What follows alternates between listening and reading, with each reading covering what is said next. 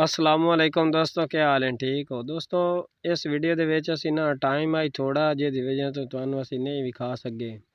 ਅਸੀਂ ਇਸ ਦੇ ਕਿਆਰੇ ਦੇ ਵਿੱਚ ਨਾ ਬੱਕਰੀਆਂ ਵਾਸਤੇ ਕਾਸ਼ਤ ਕੀਤਾ ਹੈ, ਯਾਨੀ ਕਿ ਬਰਸੀਮ ਵਗੈਰਾ। ਬਰਸੀਮ ਵਿੱਚ ਤੁਸੀਂ ਕਿਹੜੀ ਕਿਹੜੀ ਚੀਜ਼ ਮਿਲਾ ਸਕਦੇ ਹੋ। ਬਰਸੀਮ ਦੇ ਵਿੱਚ ਇੱਕ ਦੇਸੀ ਬਰਸੀਮ ਹੁੰਦਾ ਹੈ, ਇੱਕ ਫਾਰਮੀ ਬਰਸੀਮ ਹੁੰਦਾ ਹੈ, ਔਰ ਸਰੇ ਹੁੰਦੀ ਹੈ। एक काली सरे होंदी है, एक गोबेण सरे होंदी है जेदा साग पकदा, दोवां दा पकदा है, लेकिन काली दा कौड़ी होंदी है। ते जेड़ी होंदी ना दूसरी गोबेण, गोभी दी पैदावार तो वो मिठी होंदी है, ओनू सरसों आंदे ने। ओदा आयल भी होंदा सरसों दा आयल। तुसी बकरियां वास्ते ना दो चीज़ां, मेरा तो ये तजर्बा है कि मैं देसी ते फार्मी रला के बरसेम कड्ढदा, क्योंकि ओहदे विच ये होंदा है कि जेड़ा फार्मी होंदा है वो शुरू विच होंदा है, यानी कि जिमें तुसी कटाई करसो ना उसे वेले फौरी नाल वो फार्मी बरसेम होना शुरू हो जाती है, लोपर यानी कि आ जाती। जेड़ा देसी है ना वो थोड़ा जिहा टाइम लैके होंदा है, 2 महीने 3 महीने 2.5 महीने तो बाद जाके वो तैयार होंदा है, वो लेट होंदा है।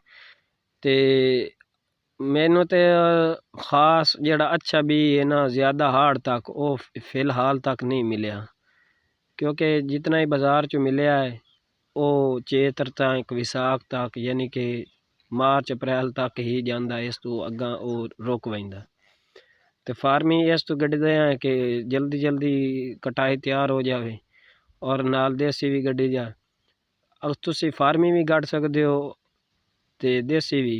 और सरसों लाजमी गड्ढो, सरसों दे वास्ते ये फ़ायदेमंद है। एक तो बकरियां जड़ियां इन शौक दियां खांदियां, और दूसरी गल है कि उन्होंने आयल वास्ते भी तुहानू वो काम आ सकती है। विच तुसी बूटे रोक के या बन्निया ते भी ला सकते हो, सरियों दे बूटे डक के ते ओ जनाब सब्जी विच ला सकते हो तुसी। ऐ हुण जेड़ी है असी ये चीज़ां जड़ियां हैं घर दियां तुहाडे फ़ायदेमंद और अपनियां तैयार होई हुईयां तुहानू जड़ियां हैं वो मिल सकदियां।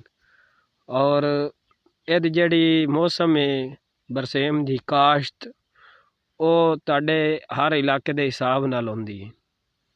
ज़्यादा एदी जड़ी मौसम है वो 1 अक्तूबर है, लेकिन असी 25 सितंबर नू ही असी काश्त कर दिता है, क्योंकि असी थोड़ा टाइम नाल इस तो कर रहे हैं कि जेड़ा ना साडे कोल होर अगे चारा अवेलेबल कोई नहीं।